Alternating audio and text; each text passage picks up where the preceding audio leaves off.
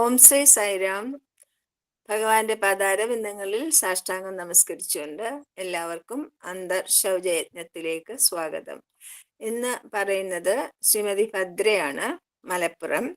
വന്നിട്ടുണ്ടല്ലോ അല്ലേ ഭദ്ര? വന്നിട്ടുണ്ട് സായിരാം. ഓക്കെ സായിരാം. അപ്പോ മാഷ് സതീഷ് മാഷ് പറഞ്ഞു തരും എന്തൊക്കെയാ ചെയ്യേണ്ടതെന്ന്. അതനുസരിച്ച് ചെയ്തോളൂ കേട്ടോ. സായിരാം. മാഷ് ഇൻസ്ട്രക്ഷൻ കൊടുത്തോളൂ. ഓക്കെ. സായിരാം. ഭദ്ര ബാലവികാസ് കുട്ടിയാണല്ലേ, അതോ മുൻ വിദ്യാർത്ഥിനിയോ? സായിരാം. സായിരാം ബാലവികാസ് വിദ്യാർത്ഥിനിയാണ്. Okay okay okay Bhadra. ഇന്ന് നമുക്ക് ഭദ്രയാണ് അവതരിപ്പിക്കുന്നത്. ഇപ്പോ ഓങ്കാരം 3 ഓങ്കാരവും സായി ഗായത്രിയും പറഞ്ഞ ശേഷം ക്യാമറ ഓൺ ആക്കിയിട്ട് ഭദ്ര 10 മിനിറ്റ് സായി വാണി വായിക്കുക. അതിന് ശേഷം അനുഭവം പറയാം. അതൊരു 15 മിനിറ്റ് വരെ എടുക്കാം. അതിനുശേഷം ഒരു 5 മിനിറ്റ് വീഡിയോ പ്രസന്റേഷൻ ഉണ്ടാവും, 3 to 5 മിനിറ്റ്സ്. അതിനുശേഷം ഒരു ഭജനയും പിന്നെ സായി ഉപമയും. അപ്പൊ നമുക്ക് തുടങ്ങാം. ഞാൻ ഓങ്കാരവും സായി ഗായത്രിയും പറയാം. ബാക്കി എല്ലാവരും ദയവായിട്ട് ഫോണും അതുപോലെ ക്യാമറയും മ്യൂട്ട് ചെയ്യുക. ഭദ്ര മാത്രം ക്യാമറ ഓൺ ആക്കി അൺമ്യൂട്ട് ചെയ്ത് പറഞ്ഞാൽ മതി. സായിരാം. ഓം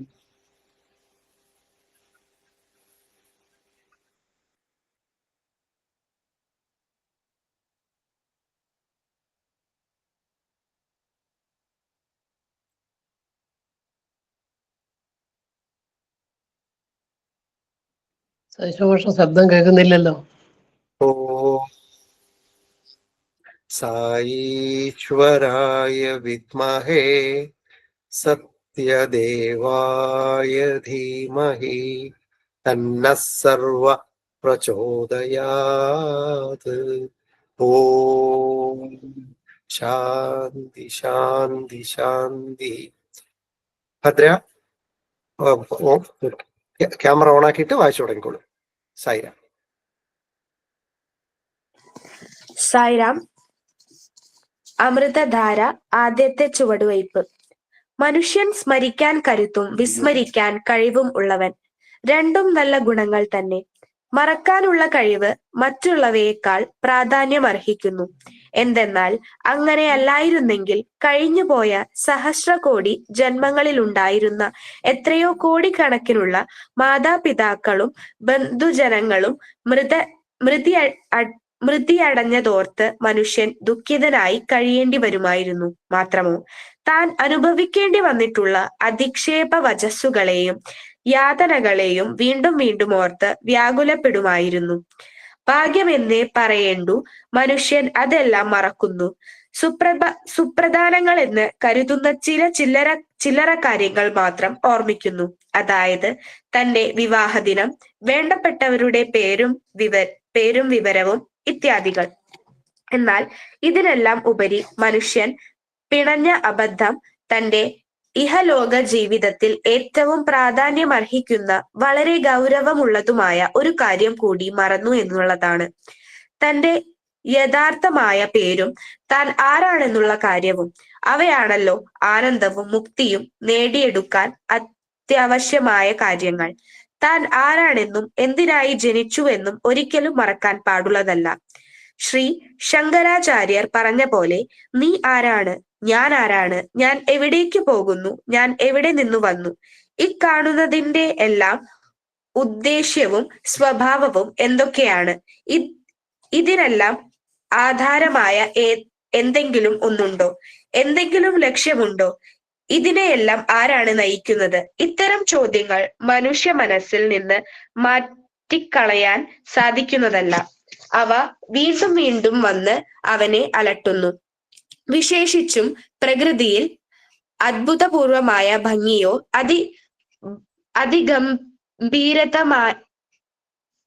അതിഗംഭീരതയോ കലർന്ന ഏതെങ്കിലും ഒന്നുമായി അഭിമുഖമാകുന്ന നിമിഷങ്ങളിലോ അല്ലെങ്കിൽ തന്റെ ജീവിതത്തെ പിടിച്ചുലയ്ക്കുന്ന, മനസ്സിനെ വാട്ടുന്ന ഏതെങ്കിലും ഭയങ്കരമായ അനുഭവത്തെ നേരിടേണ്ടി വരുന്ന സമയത്തോ ഇത്തരം ചോദ്യങ്ങൾ മനുഷ്യ മനസ്സിൽ താനെ പൊങ്ങി വരുന്നു. ആത്മപ്രചോദിതമായ ഇത്തരം പ്രശ്നങ്ങളെ ബുദ്ധിപൂർവം നേരിടാതെ അതിനെ മനസ്സിൽ നിന്നും തുടച്ചുമാറ്റി നിത്യജീവിതത്തിലുള്ള നിസ്സാര കാര്യങ്ങളിൽ മാത്രം മനസ്സ് മുഴുകുന്നത് ബുദ്ധിപൂർവമായ പ്രവൃത്തിയല്ല. അസത്യമായതിനെയാണ് മനുഷ്യൻ സത്യമെന്ന് വിശ്വസിക്കുന്നത്. അവൻ ആകാരത്താൽ വഞ്ചിതനായിരിക്കുകയാണ്. അതിനു പിന്നിലുള്ള സത്യത്തെ എത്തിനോക്കാൻ അവൻ ശ്രമിക്കുന്നില്ല. അവൻ സ്വയം തെറ്റിദ്ധരിക്കുകയും മറ്റുള്ളവരെ തെറ്റിദ്ധരിപ്പിക്കുകയും ചെയ്യുകയാണ്.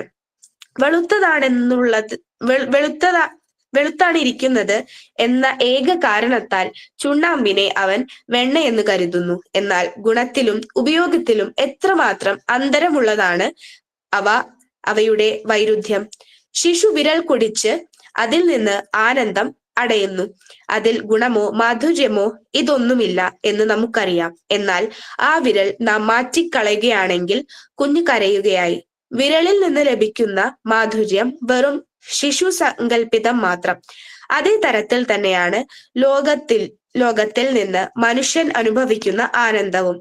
അത് ലോകത്തിൻ്റെതായ ഗുണമല്ല, അത് സ്വകൽപിതമാണ്. അതായത് ജീവാത്മാ തന്നുള്ളിലെ ആനന്ദം ലോകത്തിനുമേൽ വിക്ഷേപിച്ചതിന്റെ ഫലമായി അനുഭവിക്കുന്നതാണ്. ആ ആനന്ദത്തിന്റെ ഉറവിടവും ലക്ഷ്യവും ജീവാത്മാവായ താൻ തന്നെയാണ് എന്നത് അറിയുന്നില്ല. തനിക്ക് ആനന്ദം നൽകുന്ന വിരൽ തന്റേതല്ലാത്ത ബാഹ്യമായ ഏതോ ഒരു വസ്തു എന്നാണ് ശിശു കരുതുന്നത്.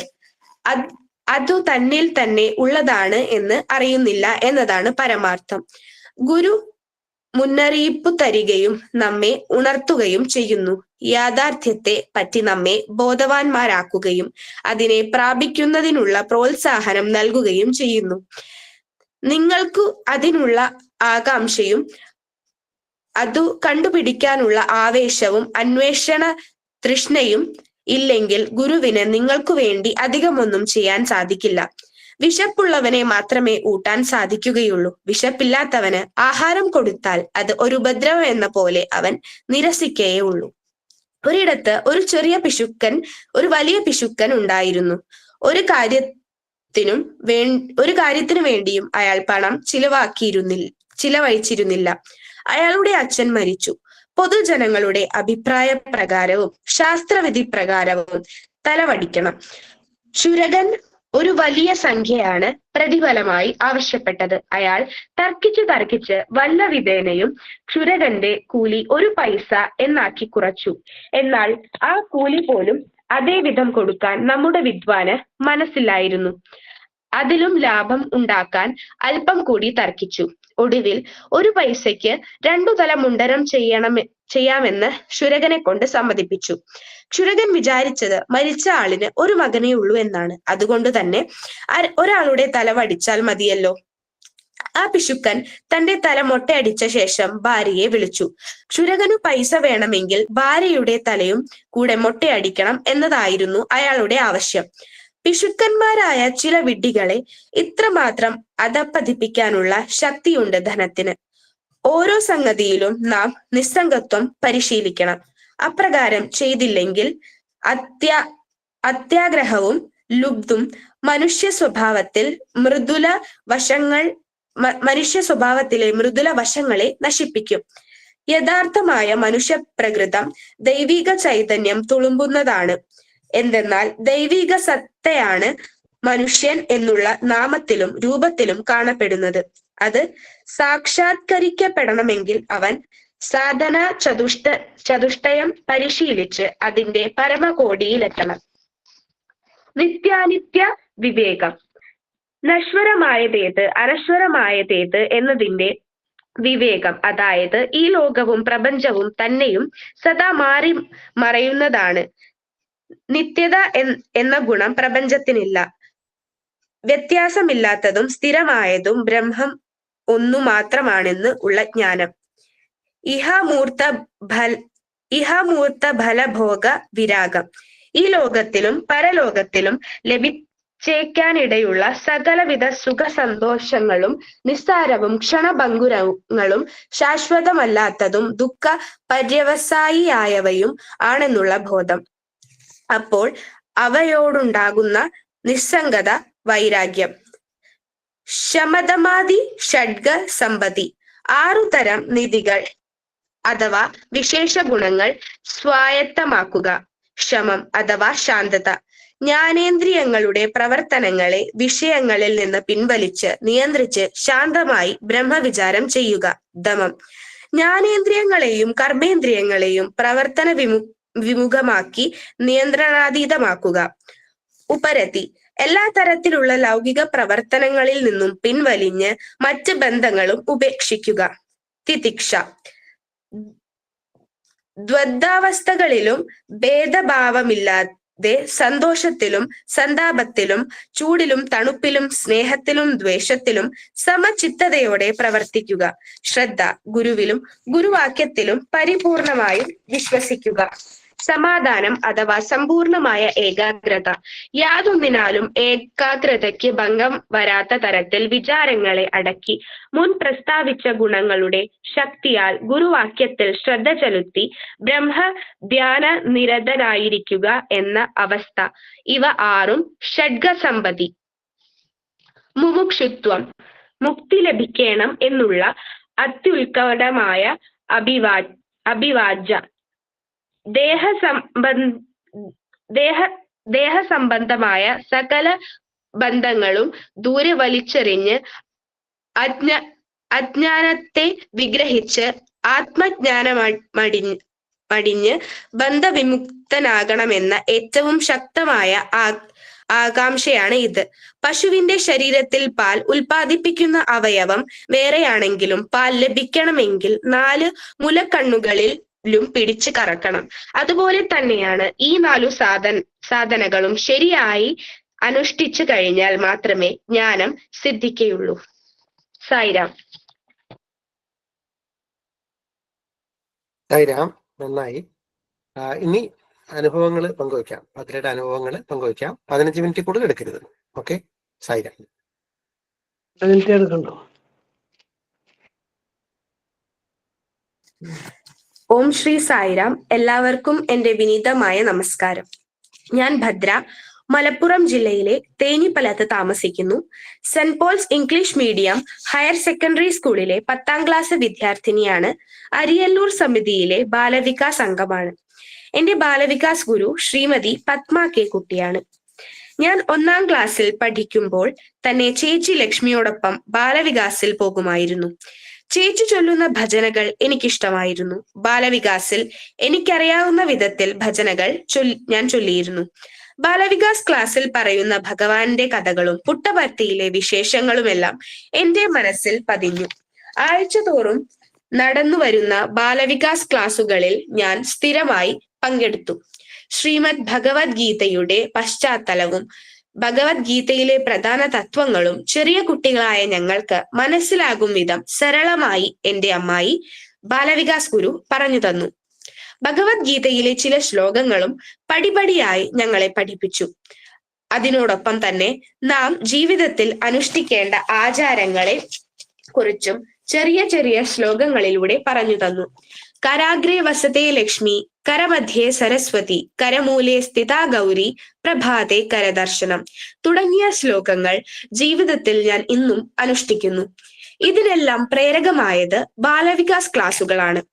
ഞങ്ങളുടെ ബാലവികാസിൽ വർഷം തോറും ഈശ്വരാംബ ദിനം ആചരിക്കാറുണ്ട്.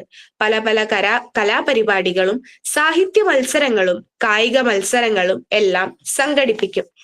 എല്ലാ മത്സരങ്ങളിലും ഞാൻ പങ്കെടുത്തിരുന്നു. എന്തെങ്കിലും സമ്മാനം കിട്ടുമായിരുന്നു. ഇതെന്നെ വളരെയധികം പ്രോത്സാഹിപ്പിച്ചു. ഒരു സഭയെ അഭിമുഖീകരിച്ച് സംസാരിക്കാനും കവിത ചൊല്ലാനും ഭജന ചൊല്ലാനും എല്ലാം എന്നെ പഠിപ്പിച്ചത് ബാലവികാസാണ്. 2018 സെപ്റ്റംബർ മാസത്തിൽ ഓണത്തിന് പുട്ടപർത്തി സന്ദർശിക്കാനുള്ള മഹാഭാഗ്യം എനിക്കും എന്റെ കുടുംബത്തിനും ഉണ്ടായി. കേരളത്തിലെ മറ്റു സമിതികളിൽ നിന്നുള്ള ബാലവികാസ് കുട്ടികളും അവിടെ ഉണ്ടായിരുന്നു. അവരോടൊപ്പം ഭഗവാന്റെ സന്നിധിയിൽ വേദം ചൊല്ലാനുള്ള അവസരം ഞങ്ങൾക്ക് ലഭിച്ചു. അത് ഞാൻ ജീവിതത്തിൽ എന്നും ഓർക്കുന്ന ഒരു അനുഭവമാണ്. പുട്ടപർത്തിയിലെ പ്രശാന്തി നിലയം സന്ദർശിച്ചു. അവിടെയാണ് കലാപരിപാടികളെല്ലാം നടക്കുന്നത്. അവിടെയാണ് ഞങ്ങൾ വേദം ചൊല്ലാനിരുന്നത്. മറ്റൊരു സമിതി അവതരിപ്പിച്ച മഹാഭാരതത്തിലെ പ്രധാന ഭാഗമായ ദ്രൗപദി വസ്ത്രാക്ഷേപമാണ് ഞങ്ങളുടെ വേദം ചൊല്ലലിനു ശേഷം അവിടെ അവതരിപ്പിച്ചത്. അതിമനോഹരവും വിശാലവുമായിരുന്നു ആ ഹാൾ. പുട്ടപർത്തിയിൽ നിന്ന് ഞാൻ പഠിച്ച മറ്റൊരു പാഠം ഭക്ഷണം വെറുതെ ആക്കരുത് എന്നതാണ്. അവിടത്തെ ക്യാൻറ്റീനുകളിൽ സുലഭമായി ഭക്ഷണം ലഭ്യമാണെങ്കിലും എടുത്ത ഭക്ഷണം മുഴുവനായും കഴിക്കണം എന്നാണ് വ്യവസ്ഥ. ഭഗവാന്റെ പ്രവർത്തികളിൽ മഹത്തായ ഒന്നാണ് Shri Sathya Sai super speciality hospital. അത് ദൂരെ നിന്നാണെങ്കിലും കാണാൻ സാധിച്ചു. ₹1 പോലും വാങ്ങാതെ സൗജന്യമായി ചികിത്സ ലഭിക്കുന്ന ലോകത്തിലെ തന്നെ ഒരേ ഒരു ആശുപത്രി Shri Sathya Sai super speciality hospital ആണ് എന്ന് പിന്നീടാണ് ഞാൻ മനസ്സിലാക്കിയത്. ചിത്രാവതി നദിയും മെഡിറ്റേഷൻ ട്രീയും ഞങ്ങൾ കണ്ടു. പുട്ടപർത്തിയിൽ ചെന്നപ്പോഴാണ് സ്വാമിയുടെ പല ജീവകാരുണ്യ പ്രവർത്തനങ്ങളും ഞാൻ അറിയുന്നത്. ഇതെന്നെ ബാലവികാസിലേക്ക് കൂടുതൽ അടുപ്പിച്ചു. ചൈതന്യ ജ്യോതി മ്യൂസിയം ഞങ്ങൾ സന്ദർശിച്ചു. അവിടെ ധാർമ്മിക മൂല്യങ്ങൾ പ്രദർശിപ്പിക്കുന്ന പല കാര്യങ്ങളും ഉണ്ടായിരുന്നു. ഋഷി ഭരദ്വാജ് മഹർഷിയുടെ മഹത്വം പ്രദർശിപ്പിക്കുന്ന ശില്പങ്ങൾ കണ്ടു. നാം സന്ദർശിക്കേണ്ട പുണ്യ സ്ഥലങ്ങളെക്കുറിച്ചും അവിടെ പ്രദർശിപ്പിച്ചിരുന്നു. ഭഗവാനെ കാണാനുള്ള ഭാഗ്യം ഉണ്ടായില്ലെങ്കിലും ഭഗവാന്റെ ജീവിതത്തിലെ പല അനുഭവങ്ങളും ചിത്രീകരിക്കുന്ന പല ദൃശ്യങ്ങളും അവിടെ ആവിഷ്കരിച്ചിരുന്നു. ഭഗവാന്റെ മെതിയടിയും വസ്ത്രവും പ്രദർശിപ്പിച്ചത് എനിക്ക് കാണാൻ സാധിച്ചു. ഹനുമാൻ സ്വാമിയും ഭഗവാനും തമ്മിലുള്ള ബന്ധം ചിത്രീകരിക്കുന്ന ഹനുമാൻ മന്ദിരം അവിടെ അവതരിപ്പിച്ചിരുന്നു. 4ാം ക്ലാസ്സിലായിരുന്നെങ്കിലും ഇതെല്ലാം എന്റെ മനസ്സിൽ വ്യക്തമായി പതിഞ്ഞവയാണ്. ഭഗവാൻ ജനിച്ച വീടും പരിസരവും കണ്ടു. അത് വളരെ ചെറുതായിരുന്നു. ഭഗവാൻ കുട്ടികൾക്കായി പലതരത്തിലുള്ള പഴങ്ങൾ പറിച്ചു കൊടുത്ത ഒരു കാഞ്ഞിര മരവും അവിടെ കണ്ടതായി ഞാൻ ഓർക്കുന്നു. ചെറുതായിരുന്നെങ്കിലും ചേച്ചിയോടൊപ്പം പെരിന്തൽമണ്ണയിലെ സ്നേഹതീരത്തിൽ വെച്ച് നടന്ന ക്യാമ്പിന് പങ്കെടുക്കാൻ എനിക്ക് കഴിഞ്ഞിട്ടുണ്ട്. അതും ജീവിതത്തിൽ ഒരു പാഠമായിരുന്നു. ഞങ്ങളുടെ ബാലവികാസ് ഗുരു പല സ്ഥലങ്ങളിലും ചെന്ന് ഭജനകൾ ചൊല്ലാനുള്ള അവസരം ഞങ്ങൾക്ക് നൽകിയിട്ടുണ്ട്. ഗ്രൂപ്പ് 2, ഗ്രൂപ്പ് 3 പരീക്ഷകൾ എഴുതാനും അതിൽ ഉന്നത വിജയം കരസ്ഥമാക്കാനും എനിക്ക് കഴിഞ്ഞു. അതിനെന്നെ പ്രാപ്തയാക്കിയത് എന്റെ ബാലവികാസ് ഗുരുവാണ്. ഞാൻ ഏറ്റവും സന്തോഷത്തോടെയും അഭിമാനത്തോടെയും ഓർക്കുന്നത് ഉപന്യാസ മത്സരത്തിൽ സംസ്ഥാന തലത്തിൽ എനിക്ക് 2ാം സ്ഥാനം ലഭിച്ചതാണ്. എന്റെ ബാലവികാസ് ഗുരുവിനോടൊപ്പം എന്റെ അച്ഛമ്മയും അതിനെന്നെ സഹായിച്ചു. ഇന്നെനിക്ക് സ്കൂളിൽ മത്സരങ്ങളിൽ പങ്കെടുക്കാൻ വിഷമമില്ല. ജീവിതത്തിൽ ഏത് പ്രതിസന്ധിയിലും ശരിയായത് തിരഞ്ഞെടുക്കാനും മൂല്യങ്ങൾ കൈവിടാതിരിക്കാനും സത്യത്തിൽ ഉറച്ചു വിശ്വസിക്കാനും എന്നെ പഠിപ്പിച്ചത് ബാലവികാസാണ്. എന്റെ മനസ്സിൽ സഹാനുഭൂതിയും കരുണയും സ്നേഹവും നന്മയും നിറച്ചത് ബാലവികാസാണ്. എല്ലാറ്റിനും ഉപരി എല്ലാവരെയും ഒന്നായി കാണാനും എല്ലാ മതങ്ങളും പഠിപ്പിക്കുന്നത് ഒരേ തത്വമാണെന്നുള്ള തിരിച്ചറിവും എനിക്ക് നൽകിയത് ബാലവികാസാണ്. എനിക്ക് പറയുവാൻ ഒരുപാട് അനുഭവങ്ങളൊന്നുമില്ല എങ്കിലും ഒരുപാട് കാര്യങ്ങൾ ബാലവികാസിലൂടെ ഞാൻ മനസ്സിലാക്കിയിട്ടുണ്ട്. നമ്മുടെ ഭാരതീയ സംസ്കാരത്തെക്കുറിച്ചും മാതാപിതാക്കളെ സ്നേഹിക്കാനും അനുസരിക്കാനും മറ്റും കൊച്ചു കൊച്ചു കഥകളിലൂടെ എനിക്ക് മനസ്സിലാക്കാൻ കഴിഞ്ഞു. മനുഷ്യത്വം നഷ്ടപ്പെട്ട ഈ കാലത്ത് മാനുഷിക മൂല്യങ്ങളെക്കുറിച്ച് മനസ്സിലാക്കാൻ ഈ ക്ലാസ് എന്നെ ഒരു പരിധിവരെ സഹായിച്ചു. ഇതിനെനിക്ക് അവസരം ഒരുക്കി തന്ന സത്യസായി ബാബയുടെ പാദങ്ങളിൽ ഞാൻ നമസ്കരിക്കുന്നു. ബാലവികാസിൽ നിന്ന് ലഭിച്ച ഈ മൂല്യങ്ങൾ ഞാൻ എന്നെന്നും എന്റെ ജീവിതത്തിൽ മുറുകെ പിടിക്കും. സായിരാം. സായിരാം ഭദ്ര, നന്നായി പ്രിപ്പയർ ചെയ്തിട്ട് പ്രസന്റ് ചെയ്തിട്ടുണ്ട്. കൺഗ്രാറ്റ്സ്. വളരെ നന്നായിട്ട് പ്രസന്റ് ചെയ്തു. വെരി നൈസ് മോളെ. ഇനി നമുക്ക് ഒരു സായി പ്രസന്റേഷൻ ആണ്, വീഡിയോ പ്രസന്റേഷൻ ആണ്. സ്വാമിയുടെ സന്ദേശം കേൾക്കാം.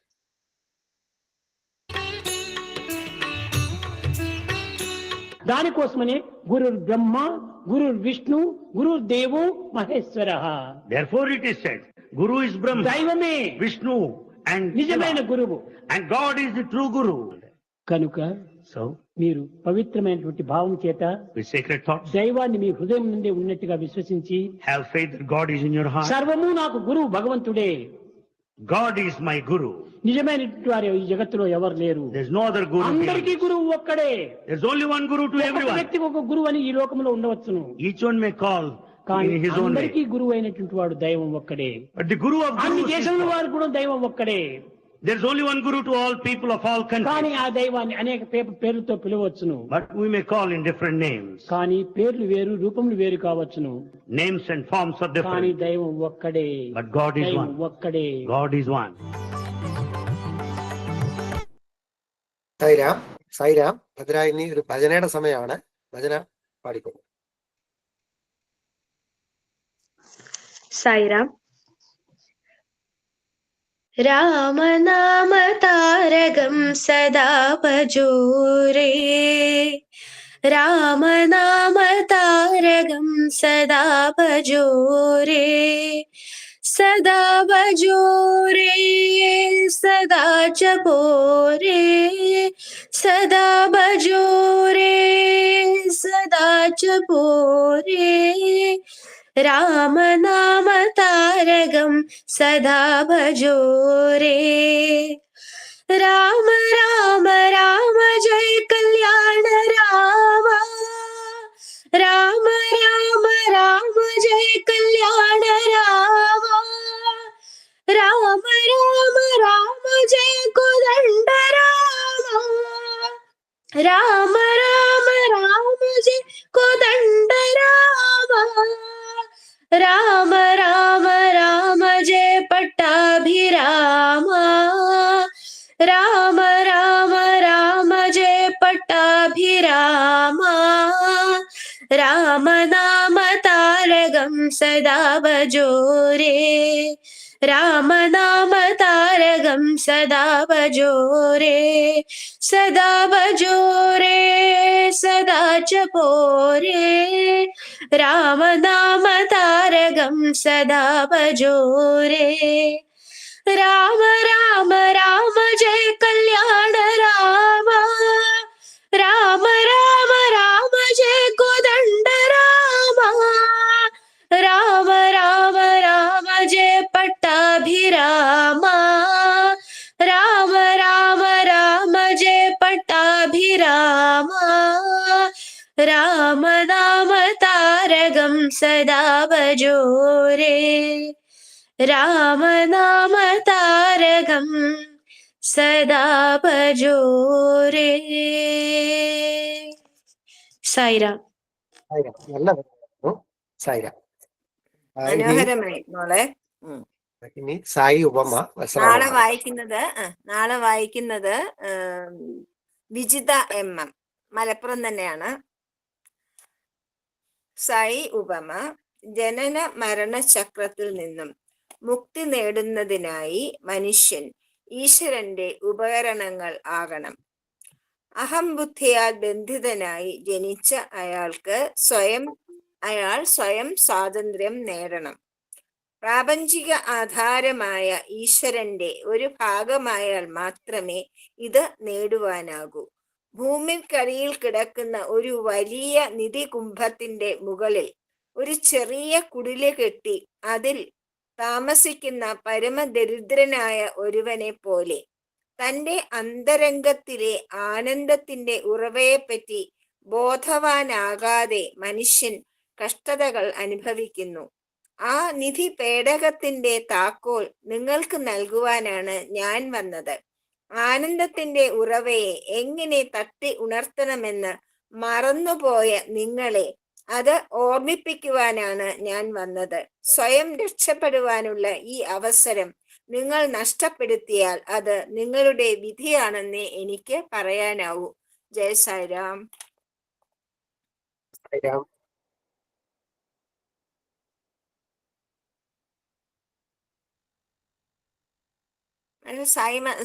ശാന്തി മന്ത്രം പറയാം പക്ഷെ. സമസ്തലോകാ സുഖിനോ ഭവന്തു, സമസ്തലോകാ സുഖിനോ ഭവന്തു, സമസ്തലോകാ സുഖിനോ ഭവന്തു, ഓം ശാന്തി ശാന്തി ശാന്തി. ഭദ്രയ്ക്കും ഇന്ന് പങ്കെടുത്ത എല്ലാവർക്കും